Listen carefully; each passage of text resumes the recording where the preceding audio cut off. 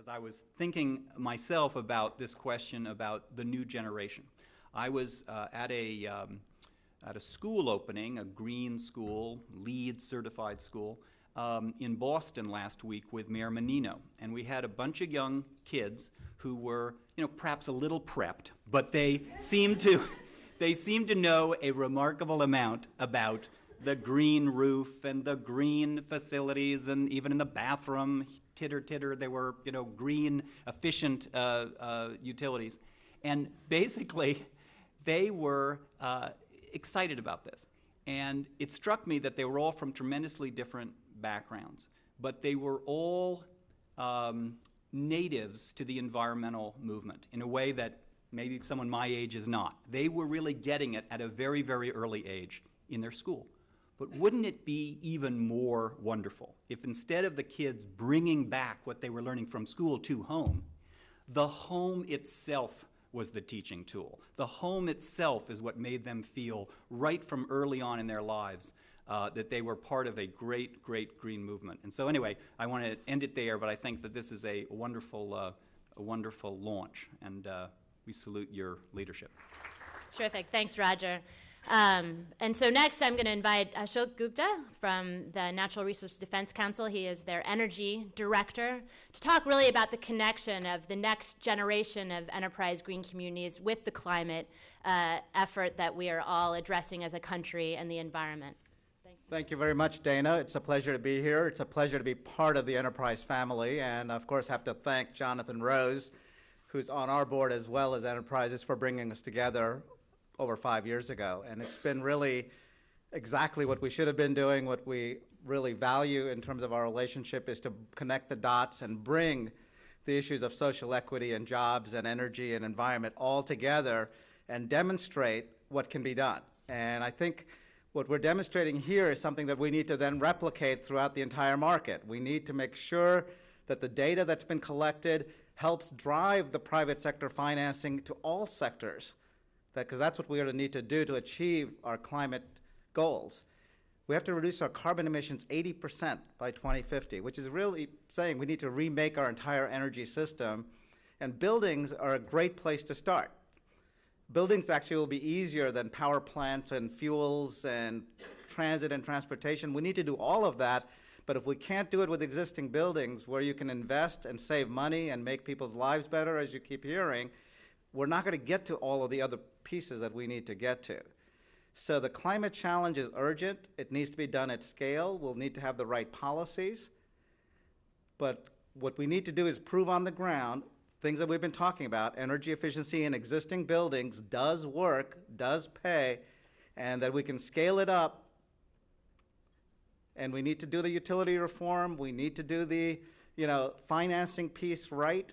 And we know that there are data issues in terms of getting private sector financing. Let's solve those problems and deal with the building efficiency issues, deal with the location efficiency issues, certainly in terms of new buildings, and really prove out in the next 3, 5, 10 years that this climate challenge can be solved, that the solutions exist, they're here, they're being done. The question is, can we take all of these solutions and things that many of us have been working on for a long time, but the opportunity has really aligned itself in terms of the policy decision-making in Washington, the leadership that's been out there at the state and local level. I've been on Mayor Bloomberg's advisory board, and what the city is trying to do now in terms of reducing its carbon emissions, and it has to focus on existing buildings. New York City has a great transit system. If New York City is going to reduce its carbon emissions 50% in the next 20 years, it's going to do it by retrofitting existing buildings. And it can't be, and people can't be allowed to say, well, this is not doable because affordable housing is going to be hurt by this. No, affordable housing is going to show the way that it's actually going to be helped more, and the rest of this, the real estate industry is going to be stepping up to the table. And I think we're learning the tools of how financing has to work in order for that to happen. And so I think what this enterprise effort and challenge really brings out is forces us to all work together to figure out how do we actually get it done. It's not a matter of theory anymore about should we, or it's how do you get it done and implement it in the real world right now and do it at scale. So I'm very excited. NRDC is happy to be a partner, very excited about the results we think we're going to be able to achieve in the next 5 years. So thank you, Dana.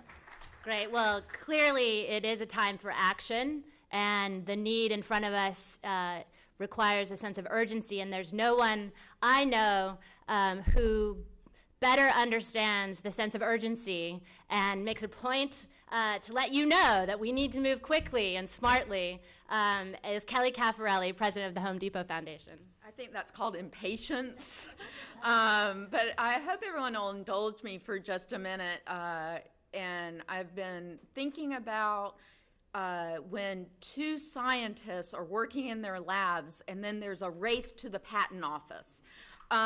Because both have been thinking about this great idea that no one has really thought about. And I'm thinking back to a dingy conference room at a Home Depot, our Home Depot office.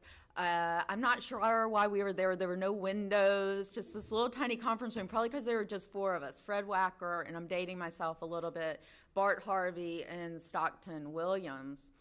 And as Dora said, Bart and Stockton had conviction, and they had a hunch.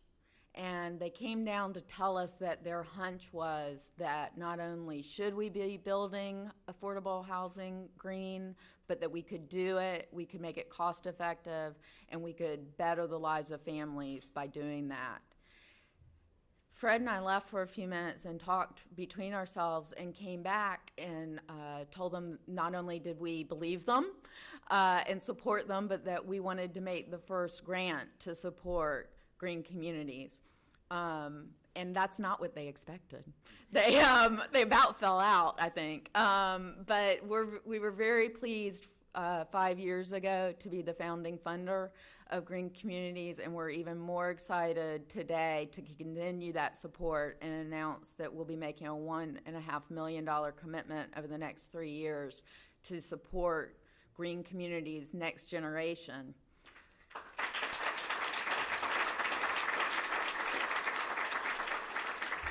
And, 5 years ago, we didn't talk about green building. It wasn't cool. It wasn't understood. We talked about responsible building, and we still believe that.